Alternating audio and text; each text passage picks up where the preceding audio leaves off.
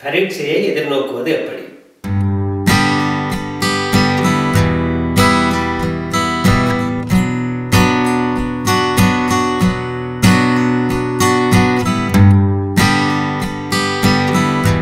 பரீட்சை என்றால் என்ன? நாம் இதுவரை கற்றுக்கொண்ட ஒரு விடயத்தை வெளிப்படுத்துவதற்கான ஒரு வாய்ப்பு. இதுவரை நாம் கற்றுக்கொண்ட விடயங்கள், அது சம்பந்தமான எங்களுடைய சுய உள்ளீடுகள், சொந்தமாக நாங்கள் கொடுக்கின்ற உள்ளீடுகள், இவற்றை வெளிப்படுத்துவதற்கு தரப்படுகின்ற ஒரு வாய்ப்பே பரீட்சையாக அமைகின்றது.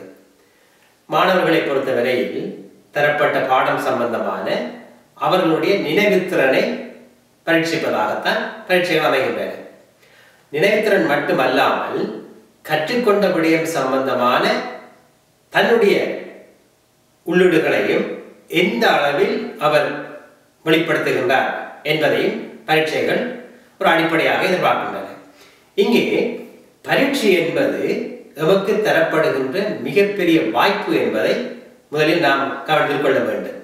என்னுடைய திறமையை, என்னுடைய ஞாபக சக்தியை, என்னுடைய சுய உள்ளீடுகளை வெளிப்படுத்துவதற்கு தரப்படுகின்ற மிக முக்கியமான ஒரு வாய்ப்பு தான் பரீட்சை என்பதை நாம் உள்வாங்கிக் கொள்வோமாக இருந்தால், பரீட்சை என்பது அடிப்படையில் ஒரு மிகப்பெரிய வாய்ப்பாக மாறுகின்றது. பெரும்பாலான சந்தர்ப்பங்களில் மாணவர்களை பொறுத்தவரையில் பரீட்சை என்றவுடன் ஒரு பய உணர்வை கொண்டிருக்கிறார்கள். நன்றாக பரீட்சைக்கு தயார் செய்தவர்கள் கூட பரீட்சை என்றவுடன் பயப்படுகிறார்கள். உண்மையில் பரீட்சை ஒரு விழாவாக கொண்டாடப்பட வேண்டும், ஒரு திருவிழா. பரீட்சை என்பது ஒரு திருவிழா. காரணம் என்னவென்றால், அங்கே எங்களுடைய சிறப்புகளை, எங்களுடைய தனித்தன்மையை, எங்களுடைய வெற்றியை நிரூபிப்பதற்கு தரப்படுகின்ற ஒரு விடயமாக அமைகின்றது.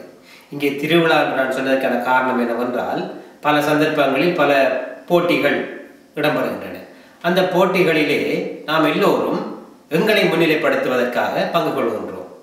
இதே போன்றுதான் பரீட்சையும் கூட எங்களை முன்னிலைப்படுத்தி நாங்கள் யார் என்பதை நிரூபிப்பதற்கு தரப்படுகின்ற ஒரு வாய்ப்பாக அமைகின்றது.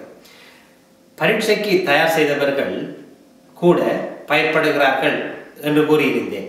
காரணம் என்னவென்றால், அவர்கள் தங்களில் தன்னம்பிக்கை இல்லாதவாறு வார்த்தைகளை மட்டும் விடையாக வைத்துக் கொண்டு செல்கிறார்கள்.